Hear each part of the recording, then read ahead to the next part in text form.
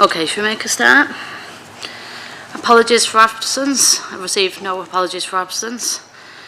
Urgent business. There's one item of urgent business to be considered, the establishment of a Greater Manchester Integrated Care Partnership Board, and the reason for the urgency is that the board requires representation from Oldham. This item will be considered at item 10. Declarations of interest. Does any member have an interest to declare on any item on the agenda? I'm on the board of Northern Routes, so I don't know if I need to declare that as an interest. As is Councillor Jabbar. Are they still able to vote on the...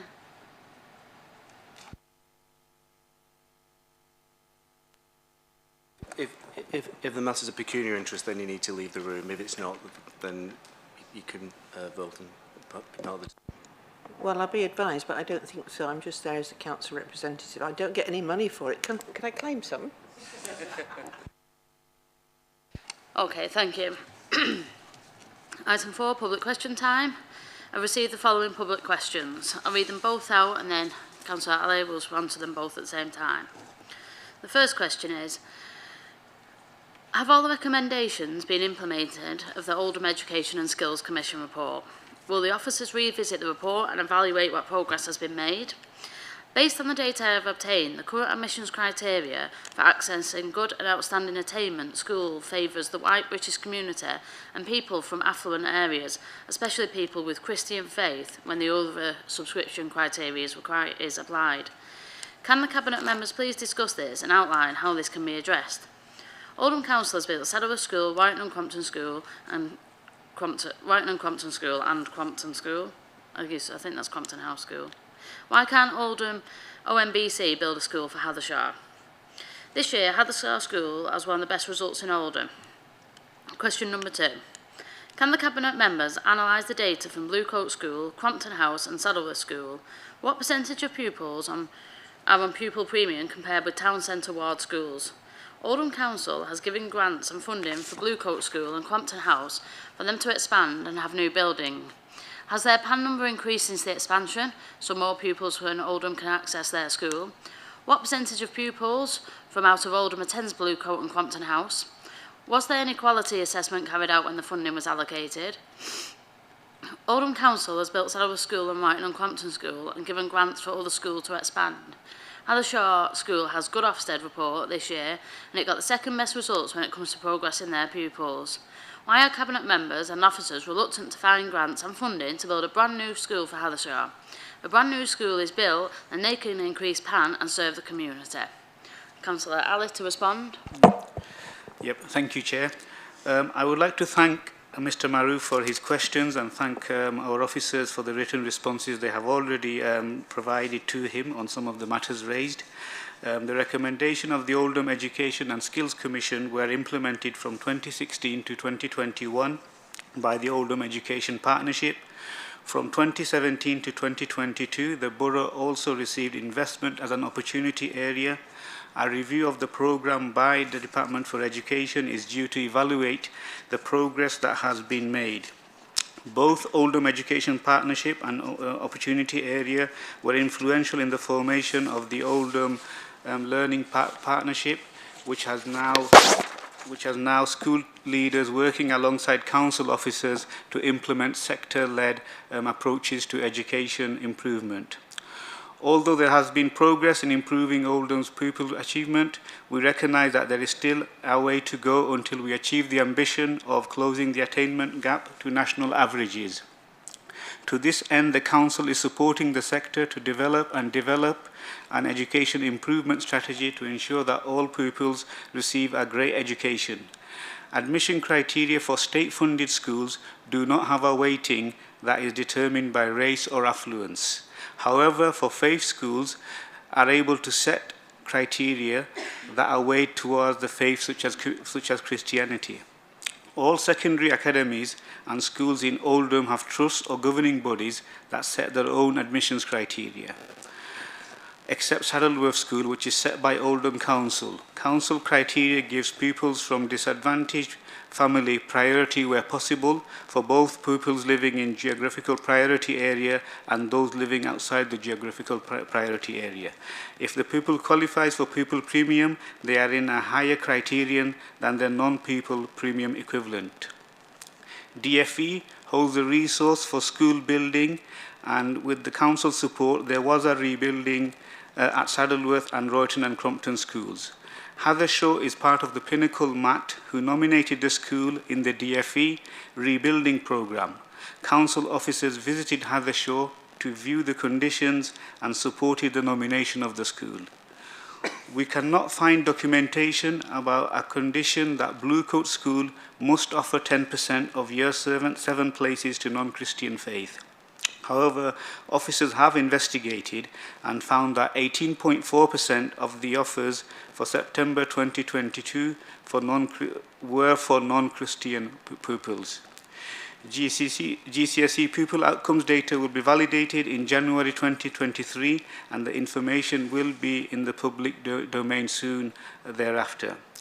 In relation to the proportion of pupil premium for the schools requested, we can forward the detail to the requester. However, in broad terms, Crompton House and Bluecoat receive a pupil premium grants for approximately 12 to 15% of their school population. For town centre secondaries, this varies between approximately 40 to 44%. Thank you, Chair. Thank you very much, Councillor Rana. Item 5, minutes of the Cabinet meeting held on the 17th of October 2022.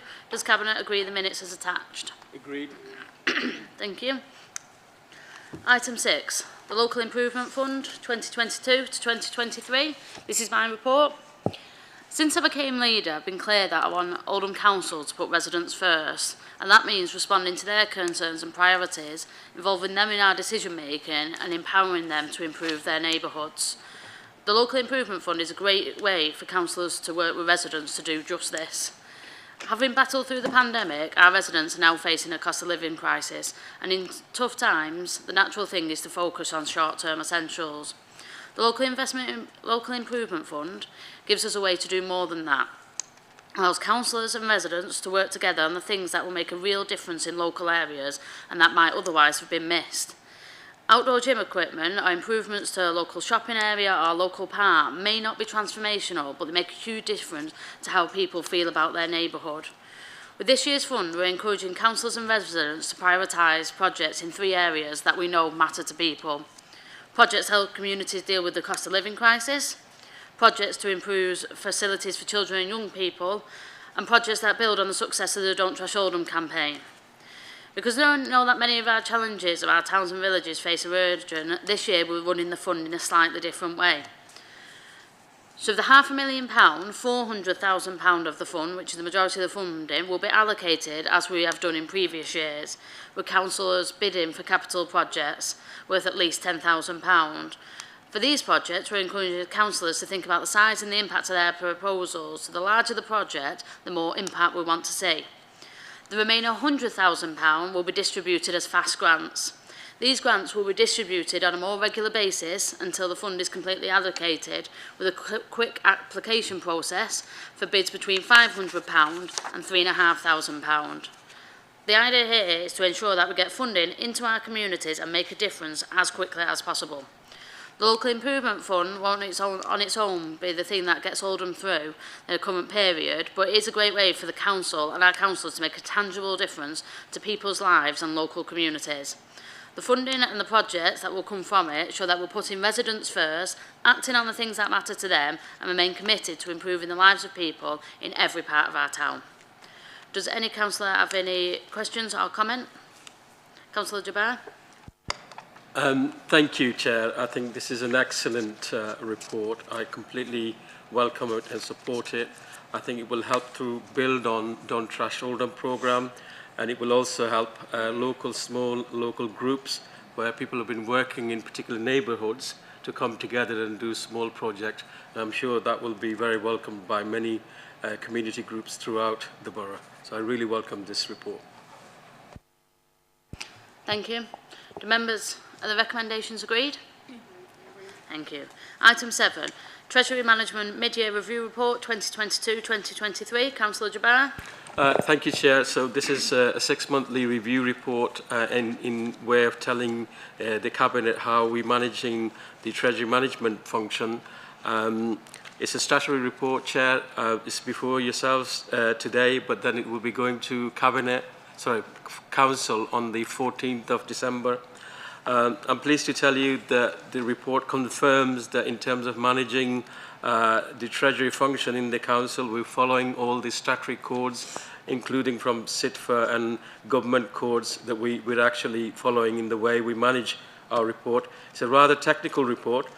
People who have got time, you can have a look at what's happening with interest rate. It is actually quite a good commentary on the economic circumstances that we face as a country and the projection for interest rate over the next 2-3 years. So it's a good read if anybody's struggling to sleep, Chair. But it's a technical report which tells you how we're performing in terms of managing the Council's finances, and I'm very pleased to say that we're doing it well. I'm happy to take any questions. Thank you, Chair.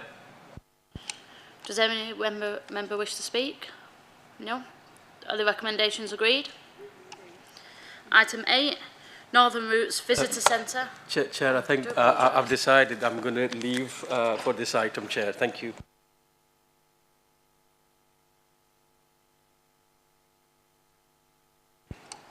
Thank you. I mean, a decision's not actually made now, is it? It's made in the close report, but anyway. Okay, item 8, Northern Routes Visitor Centre, External Works in the Bike Hub. So, as Cabinet will be aware, last week the Secretary of State signed off the planning permission for Northern Routes, and now Cabinet approval is required for the next stage of the process, which is the procurement approach for the Visitor Centre and external work.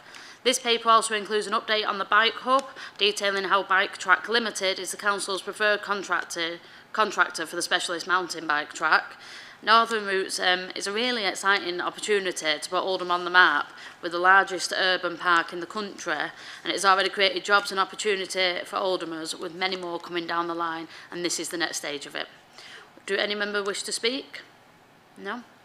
Okay, well, Cabinet will consider commercially sensitive information at item 12, and a decision will be made there.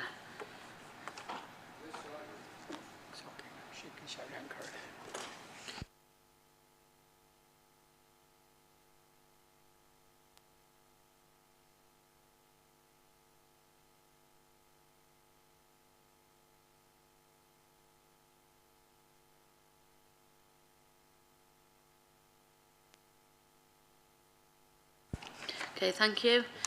Item 9, Fleet Replacement Programme.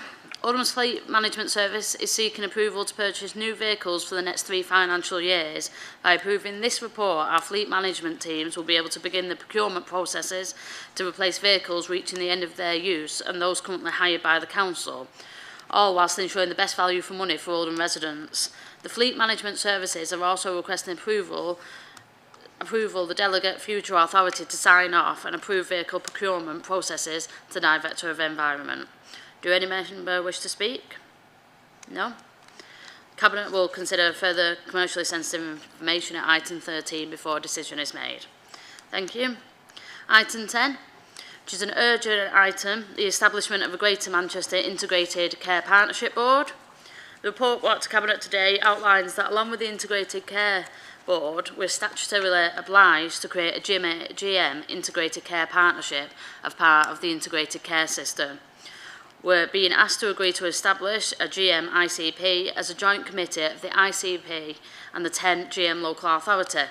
We're also being asked to note the terms of reference and to appoint Councillor Brownridge as Oldham's lead for health and social care as our member on the ICP and myself as a substitute member. Does any member wish to speak? Councillor Brownridge. Well, I just want to say thank you very much. I'd be really pleased to do this because this offers a real opportunity to bring public health and the local authority really close together. I think it's very important we're represented on the board, because if we're talking about this being structured to help at lower levels, it's important that we're involved at strategic level to make sure that that actually happens, because it's really crucial that we don't have one size fits all. It's got to be tailored for each not just individual district, but individual parts of individual districts, I think. So thank you very much for the nomination, and I'm very happy to accept it. I'm not sure I had a choice, but I'm still very happy to accept it. Thank you. Are the recommendations agreed? Agreed. Item 11, exclusion of the press and public. Moved.